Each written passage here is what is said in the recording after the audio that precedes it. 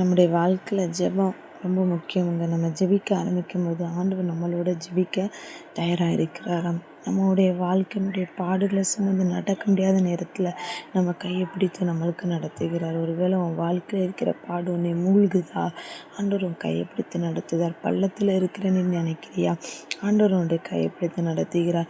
ஆண்டவர் இருக்கும்போது உன் வாழ்க்கையில் இருக்கிற செழிப்பு, நீ இல்லாத போது ஆண்டவர் இல்லாத விட்டு விலகும்போது நீ இருக்கிற நிலைமை உணர்ந்து பார்க்கும்போது ஆண்டவரை தேடுகிற நேரம் நீ எவ்வளோ செழிப்பாக இருக்கிற, அதை மீண்டும் மீண்டும் உன்னை உயர்த்தும்.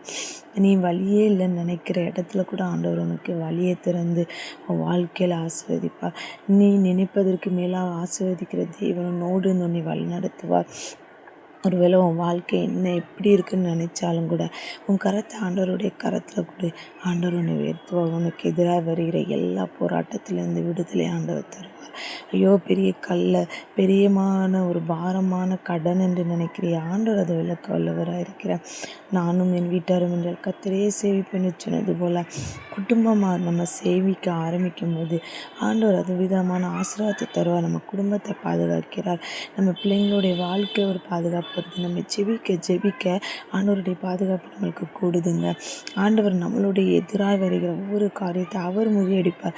நம்ம சும்மா நின்று பார்க்கலாம். அதுக்கு முக்கியமாக நல்ல ஒரு ப்ரேயர் லைஃப் நம்மளுக்குள்ளே வரும்போது ஆண்டவர் நம்முடைய காரியத்தை குறித்து அவர் எல்லா வெற்றியும் நம்மளுக்கு காண்பிக்க வல்லவராக இருக்கிறார். நம்ம ப்ரேயர் பண்ணும்போது நம்ம பிள்ளைங்க பாதுகாக்கப்படுகிறாங்க. நம்ம கணவன், நம்முடைய மனைவி, எல்லாம் நம்ம குடும்பத்தில் எல்லாரும் பாதுகாக்கப்படுறாங்க. அவருடைய வழியில் நம்ம நடக்க ஆரம்பிப்போம். அவருடைய வழியில் போகும்போது அவர் நம்மளுக்கு முழுமையான பாதுகாப்பு தந்து நம்மளை இந்த உலகத்தில் ராஜாவாக இல்லைன்னா ராணியாக மாற்றி நம்மளை ஆண்டவருடைய பாதத்தில் ஒரு பரிசுத்த வாழ்க்கை வாழ நம்மளுக்கு கிருபை செய்கிறார். அதுக்கு ஜெபம், பைபிள் படிப்பு, பாடல், ஆண்டவருடைய புகழ்வது, இது எல்லாம் நம்மளோட வாழ்க்கை